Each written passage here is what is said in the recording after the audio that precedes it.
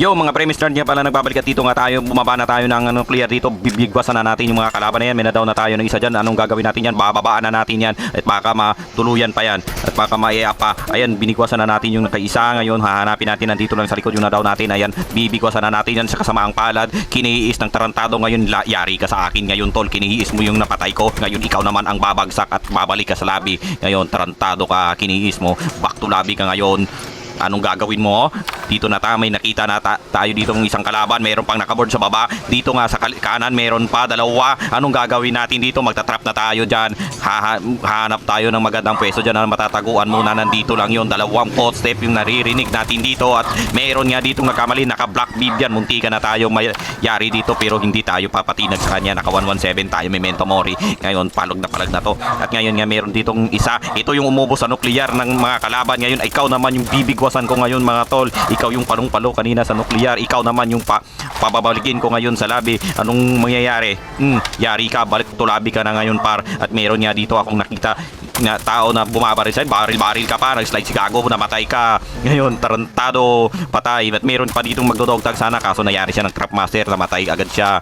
Ngayon bibigwasan na natin, hahanap tayo ng kalaban, at meron akong naririnig dito sa unahan, dalawang squad yung nandito mga pare ko.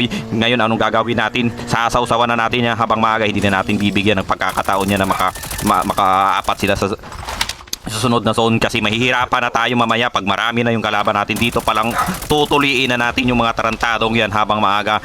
Yung mga supot na to, tutuliin na natin yan mga par, hindi na natin hahayaan yan na palag pa sa atin mamaya. Dito pa lang tatapusin ko na yung buhay nyo, pababalikin ko na kayo sa labi. Dalawang squad yung nandito sa atin, dalawang squad yung nandito, napapaikutan na tayo. Anong gagawin natin dito? Hindi tayo mag-aasim, bahala sila na mag-engage. Merong na-trap na isa, bagsak yung tarantado, hindi tayo mag-i-engage, trap master nga tayo, sila yung dapat mag-engage. Meron pa dito sa baba, muntika na tayo dito, 14 na lang yung HP natin, meron pang nasa taas, meron pang nakaboard, ang dami nila dito nanganganak na hindi naman nabubuntis. Yari tayo dito, hindi ko alam kung makakatakas pa tayo dito sa dami ng kalaban dito. May nakatrap master pa sa kanila, kaso yun nga lang, sila ang nag-engage sa atin. Yari ka, meron pang nasa baba mga tol, hahabulin na natin yan, hindi na natin patatakasin yan, at baka makadogtag pa. Ngayon inis-MG ko dyan mga pre sa malayo, tarantado sila ulo talaga, gagamitan natin ang AR yan, bagsak yung tarantado. Ngayon babalikan na natin yung isa, meron pang nasa likod, tatago muna tayo dyan sa bato, baka tayo ma-preheat. Meron pang nagbibigay ng pressure sa atin na sa taas, hindi pa natatapos dito ang laban, marami pa sila, may nadugtag na naman doon. Anong gagawin natin? Hindi natin hahayaan na may ibigay.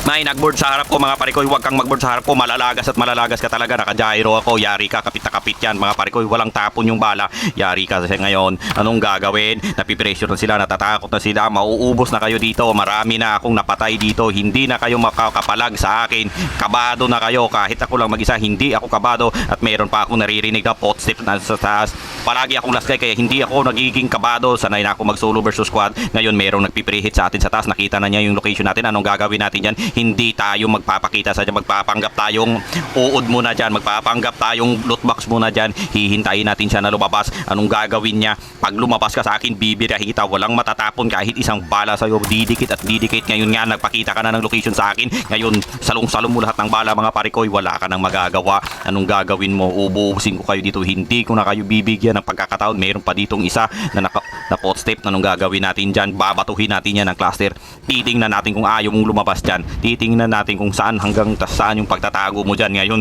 yari ka sa akin, meron pang nasa likod, malilikuran ata tayo, pero may natrap doon, yari na naman, bagsak yung tarantado. Uubusin ko kayo dito mga parikoy, nagkalat na yung bangkay dito. Magtawag na kayo ng pari para bindisyonan kayo, para pagdasalan kayo. Ang daming bangkay dito, marami nang namamatay dito, hindi ko na alam kung anong gagawin dito kasi napakarami. Meron na namang sa baba na naman na trap, ayun na naman, bumalik na naman yung tarantado, ubos na naman sila dito mga pare ko. At dito nga, kung nagustuhan mo ang ating video, paki-follow, like and share. Thank you, bye bye.